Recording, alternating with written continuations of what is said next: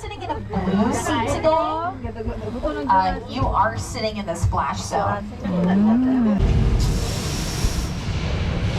Oh, wow. Oh yes, be yappa dabba doo. Those are from the Flintstones. Free magical flying for an anglia from Harry Potter.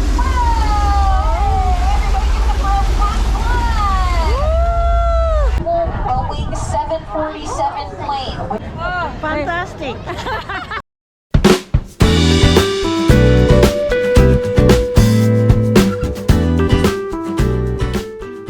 Hello. Today's show, just letting y'all know, you're one of the very first all-electric vehicles introduced to the world fleet, so we're going to head out in just a moment. You have not met Richard, our driver.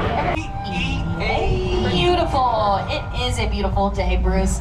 It's also pretty beautiful here in Courthouse Square, which you might recognize as Hill Valley from Back to the Future.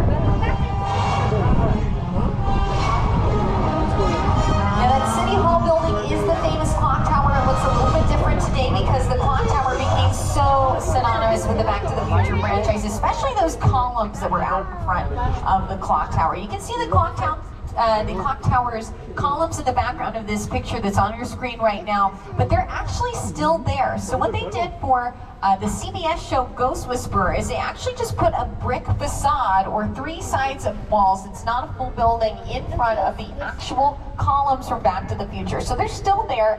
If you were to walk through those wooden doors on your left and on your right hand side would be the original columns from Back to the Future. Now, like I said, this has also been seen in the CBS show Ghost Whisperer. They did a lot to Courthouse Square. They even added a fire station that's coming up over here that's going to be on your right hand side with these large wooden red doors. It says number 2. We're going to be in the heart of the Big Apple. Welcome to New York Street.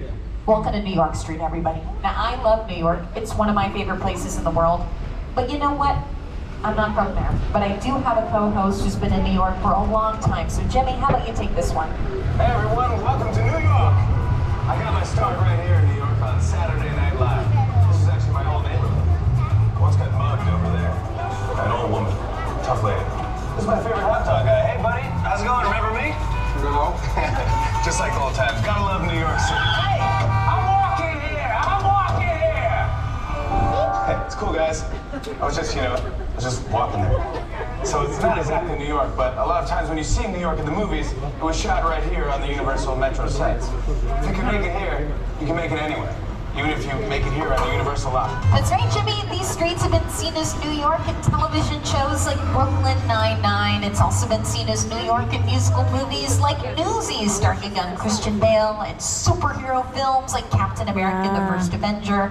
Y'all remember the scene where Steve Rogers, played by Chris Evans, is chasing a Hydra agent down the street barefoot. That was filmed right here on New York Street. This area has also been seen as Gotham City and Batman and Robin. This is where a couple of super Spider-Mans have been here. A couple different Spider-Man films. Spider-Man 2, as well as The Amazing Spider-Man. Now in just a moment we're going to pull forward and you'll see a building that looks like a theater. It has a green awning out in front of it and it says Lyric Theater above it. It was used in Spider-Man 2. The scene where Peter Parker comes to his love Mary Jane Watson's show, her Broadway debut, and is sadly turned away at the door because he's just too late. That's coming up over here off to your left-hand side, so you'll get to see a little bit of the Lyric Theater.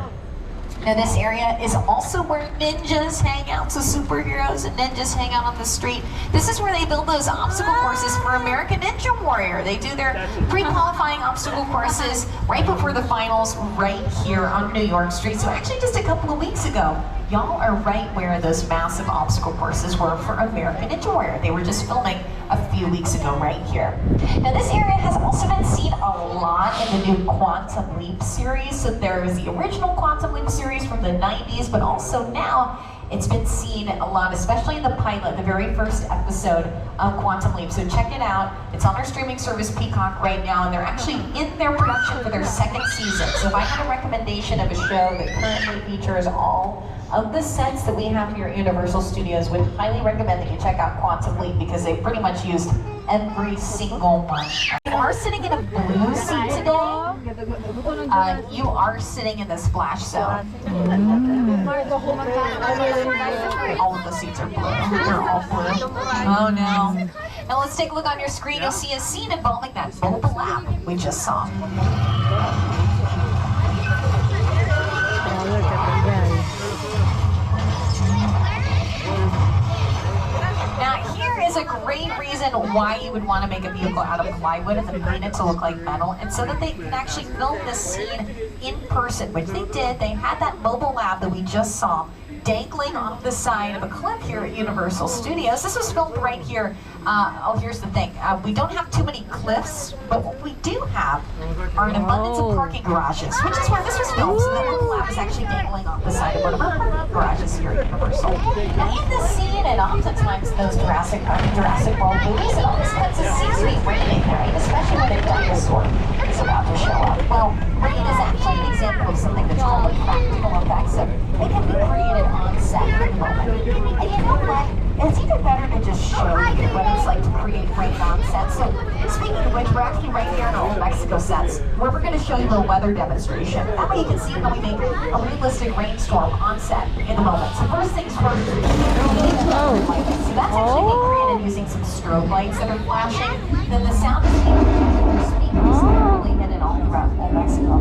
All right, now I'm just going to manually turn on the rain right now. Okay, and that should do it. Oh.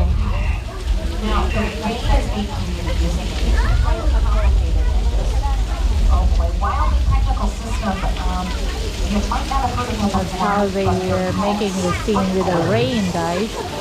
Oh. Once the sprinklers, oh boy, we have a lot to talk about. Now, the sprinklers shoot the water straight up in the air and they fall back down to the ground. That's only using gravity. Now, this is pretty nice, right? I'm just going to turn off the water though, because we don't want to get too wet. Oh no, I am so sorry. My fingers slipped. I hit the button for all of the water instead. Oh That's not my. good.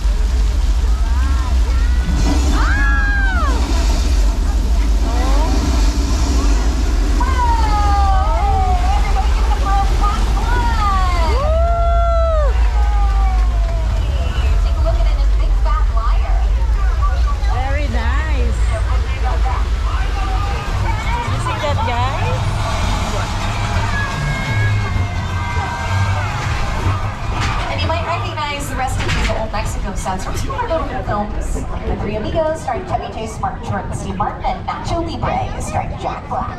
So we're heading out of Old Mexico, and now we are into the Old West. Welcome everybody to 6 Points. Now 6 Points, these are our Western sets here on the Universal lawn, and they've seen many a Western star over the years.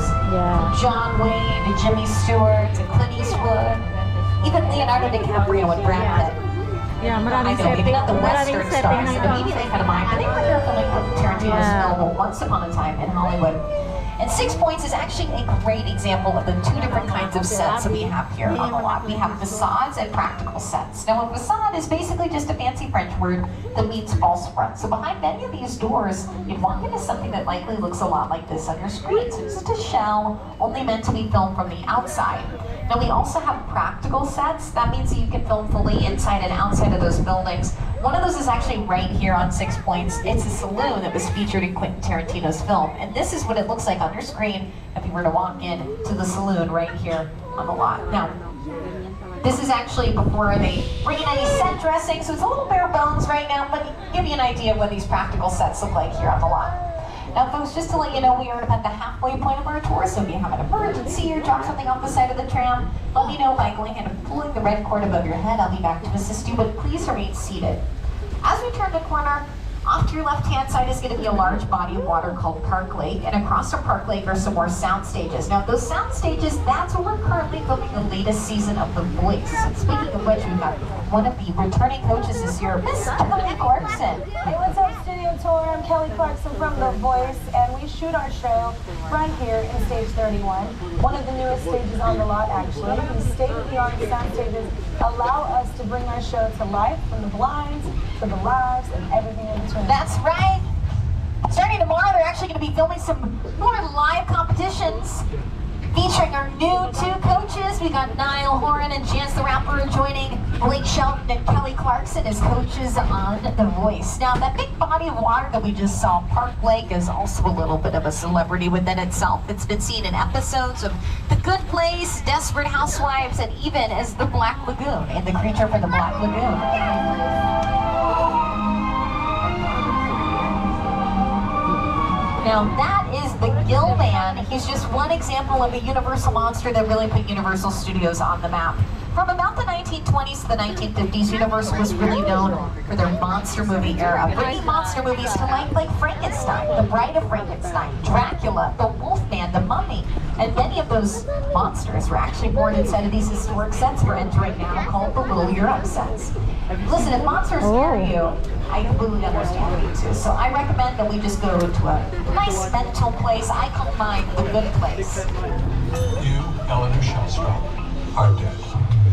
Cool. This location, the afterlife, come on. I have never ever seen this. You're in the good place. I'm not supposed to be here. That's right. Little Europe was also seen as the afterlife in the good place. Now, if you're a fan of the show, you're probably going to recognize several portions of Little Europe because they pretty much used every square inch, including this railway station coming up off to your left-hand side. This plays a pretty pivotal role in the good place. Now, the cobblestone streets and whimsical atmosphere provide a fairy tale environment for princesses. It was seen as the fictional country of Genovia in The Princess Diaries 2, Royal Engagement. It was also seen in Rodgers and Hammerstein's Cinderella, starring Brandy and Whitney Houston. They filmed all the large musical number sequences that occur in the town inside of Little Europe. It was also seen in a couple different Pirates of the Caribbean films, so Captain Jack Sparrow was hanging out inside of Little Europe. It was seen as the Isle of Tortuga, as well as Port Royal in a couple of different Pirates films. It was used in the Muppets movie starring Jason Segel and Amy Adams. They used the streets of Little Europe as Paris. So Miss Piggy and Kermit the Frog went on a date inside of Little Europe. Now, fans of the show Bel Air will probably recognize this house over here off to your left-hand side. This is called the Denver House, but in the show Bel Air, they actually use the Denver House as the influencer house of the show. Now, what they do for Bel Air is they actually only shoot the exterior of the Denver shot, or for the Denver House, for only its exterior establishing shots of the influencer house. Now, what they do oftentimes is they actually build the interior set inside of a sound stage. They can build a temporary set. They can also film inside of a permanent set. Now, we've seen a lot of different locations so far here on the lot. So how about we play a game that's called Where Has This Filmed on the Universal Studios lot? I'm going to show you a scene. So I was thrilled when Universal invited me back to Skull Island, and it's great to have you along for the ride. Now, we have created this 3D immersive experience, so you're going to have your glasses ready. Don't put them on yet.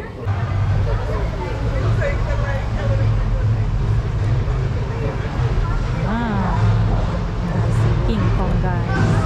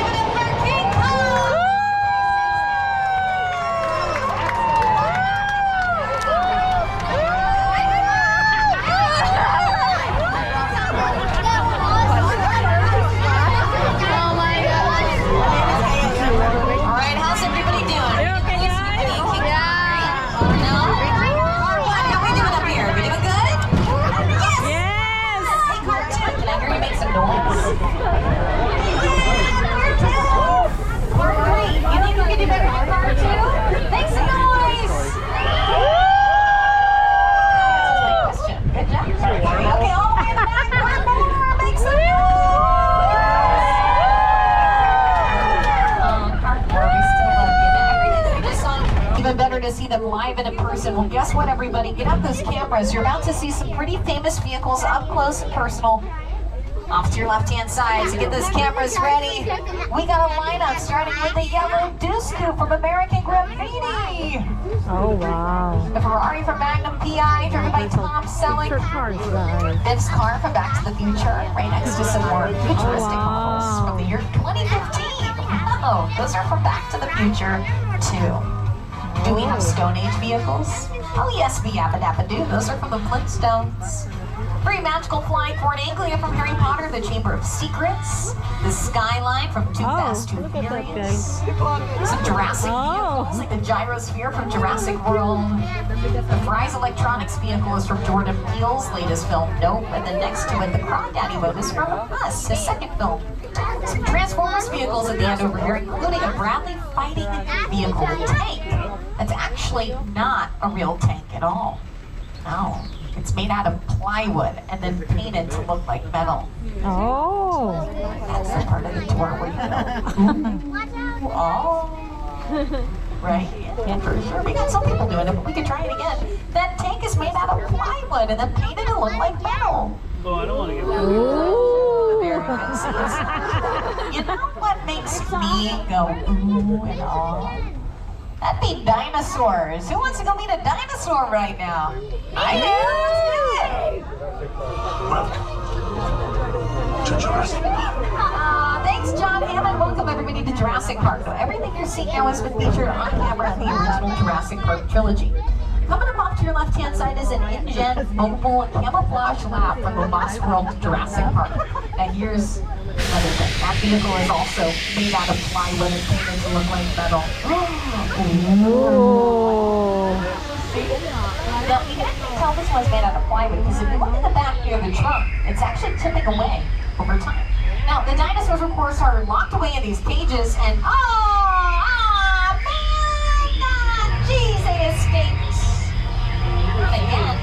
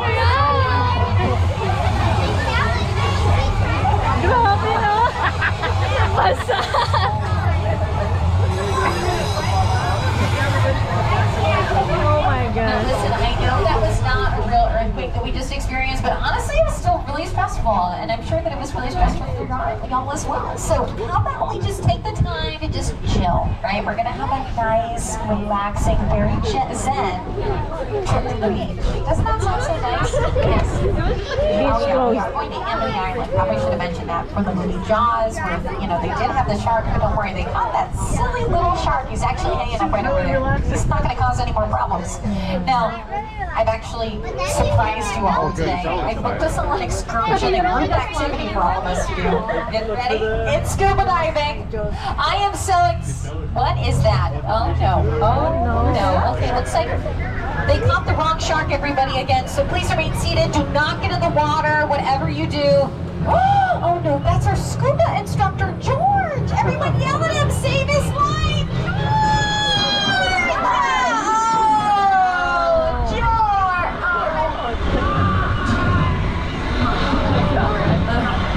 Waste of a Groupon. Listen, we gotta go.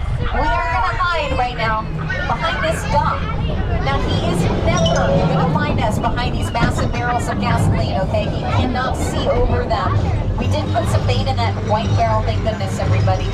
He's gonna be too full now, so there's nothing to worry about. Don't panic. Hey, that's not good. The shark? Where? Oh, there he is.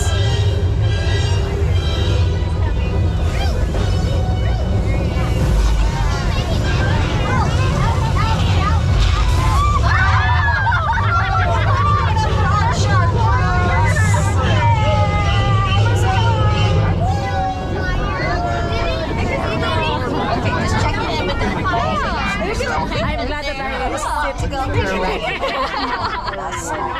I'm wondering, really good. is anybody up for a pop quiz right now? Sure. Great, I love this. So here's the deal. If you know the answer to this question, just yell it out. You don't have to raise your hand or anything. It's about my friend Bruce the shark. Does anybody know what kind of shark he is? A great white shark? Yes, that's such a great answer. Thank you so much. He's actually a plastic shark. The Atlantic Ocean. Now, the movie Jaws was not actually filmed right here at our Amity Island sets. This is just a recreation of what they used in the film, but our Amity Island sets were actually used in the television series Murder, She Wrote. This is Cabin Cove.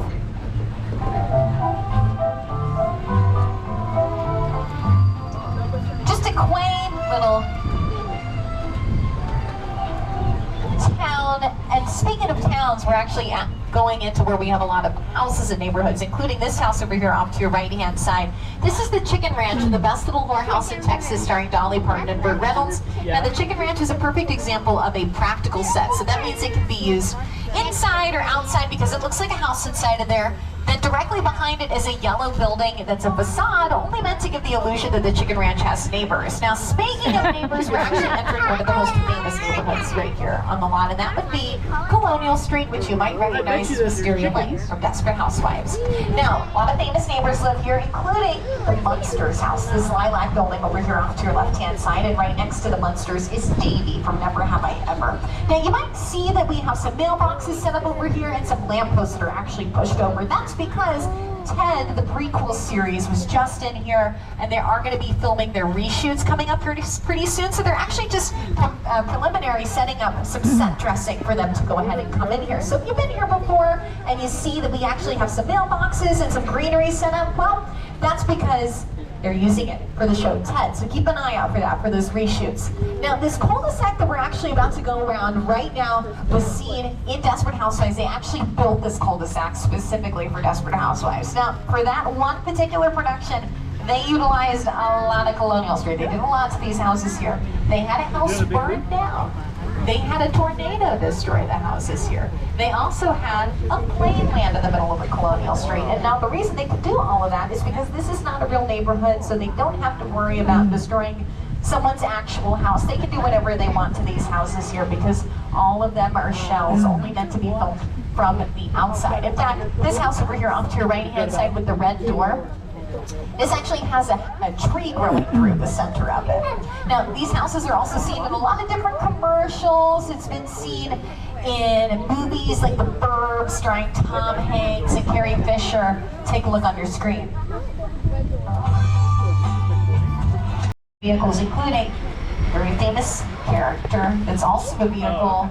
He transforms into a character though. That's Bumblebee, the yellow Camaro with the black stripes. Right next to a Decepticon police vehicle. Geez, Bumblebee, get out of there, you're in trouble. Now, behind them, the green Mini Cooper, that's Mr. Bean's Mini Cooper from Mr. Bean's Holiday. Dominic Toretto's black Charger out front and center next to several Fast and Furious vehicles in the franchise. The Smith's Piano Service vehicle, that's from Oh Brother, Where Art Thou? And the old-timey police car is from Public Enemies. Kind of seems like they're all parked here, like they're planning on staying the night at this dilapidated motel. Oh, it's not just any dilapidated motel. Excuse me, it's the Bates Motel and the Psycho House up on the hill. Yeah, these are from the Alfred Hitchcock Psycho franchise. Now, if you were planning on staying the night here somewhere like the Bates Motel, that would be the guy that you talk to. That's Norman Bates. Hey, Norman, how are you? What a gorgeous day, right? So wondering if me and my friends could plan some sort of, vacation here. How do we work that out, right? Oh, are you busy? It's spring cleaning time. I probably should have known that. He's got that bucket of the mop over there. He might be starting with this room. Honestly, Norman, I'd start getting rid of those taxidermy birds. I feel like you only need one. Oh. This is a very different type of cleaning that I was not anticipating. Richard, what do you think we should do? Oh. Norman, are you okay? Yep, that's a knife. Okay, I think we should go, everybody. Norman, please. You know who would love to say hi and stay that? It would be car 4. Car 4 would love to say hi. Oh, jeez. Oh, boy. Everybody say goodbye to Norman. Goodbye. Say hi to Mom for me. I know you two are really close. Maybe too close. Now we're heading out to some of our most iconic sets here on the Universal Studios lawn, and now we're heading in to the most elaborate. Welcome to the plane crash site here, Steven Spielberg's 2005 film War of the Worlds. Oh. Now this is a very impressive set to see. Probably the main reason is that it features an actual Boeing 747 plane, which was chopped into several key pieces and then brought over here via of flatbed trucks all the way from the Mojave Desert. Now in its journey from the Mojave Desert all the way here, they did remove the top portion of the plane. That's why it's actually missing to this day. It's not really for any aesthetic or storyline reasons. It's mainly because that was the only way this plane was going to fit under the overpasses on its way here. And take a look on your screen, you'll see how all of this was used in the film. Is a perfect example of a set that is all designed around And used in the sketch comedy series Key and Peele, which was created by Keegan-Michael Key and Jordan Peele. And now Jordan Peele is now an Academy Award-winning filmmaker, director, writer, and producer. His latest film is a sci-fi thriller called Nope, which stars Daniel Kaluuya, Keke Palmer, and Stephen Yeun. In just a moment, we're going to be heading into the actual screen-use sets from Nope, the Jupiter's Claim sets.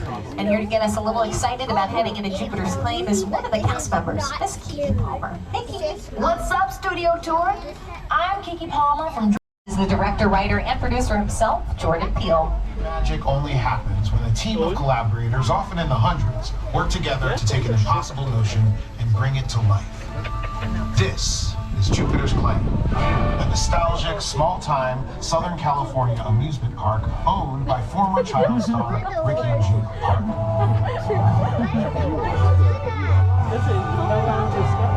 Over there, look into the Winking Room and have your picture taken just like the kids in that old 90s movie Kid Show. That's what this whole place is loosely based on. Remember that one? No? What? A little further down, you can see the brand new Star Lasso experience. Just to showcase an unbelievable new live show. So live. Anyway, behind this Hollywood fantasy, Rush Frontier Town hides a sinister secret.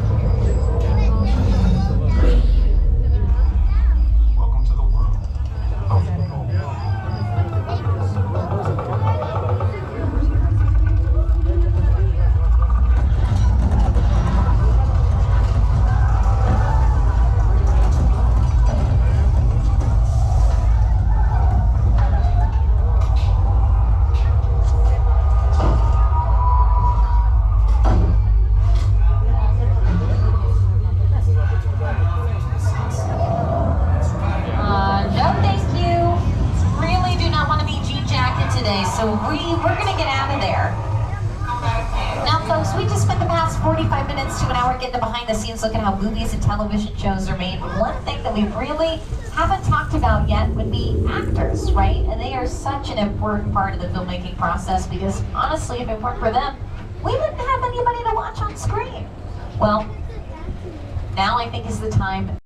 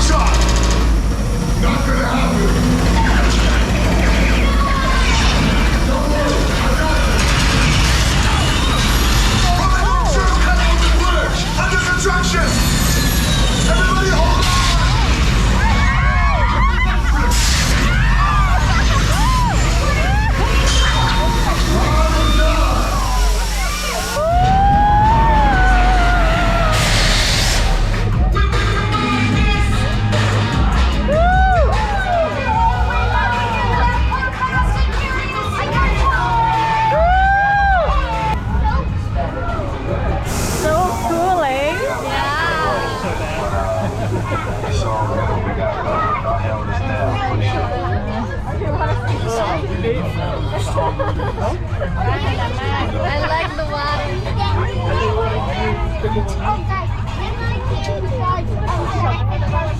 So,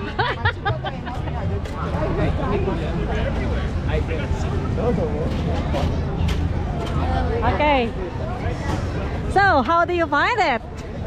Oh, fantastic. Oh, so how is it? It was great. Oh my gosh, I really enjoyed it. I know, right? It was so fun. 1 hour. So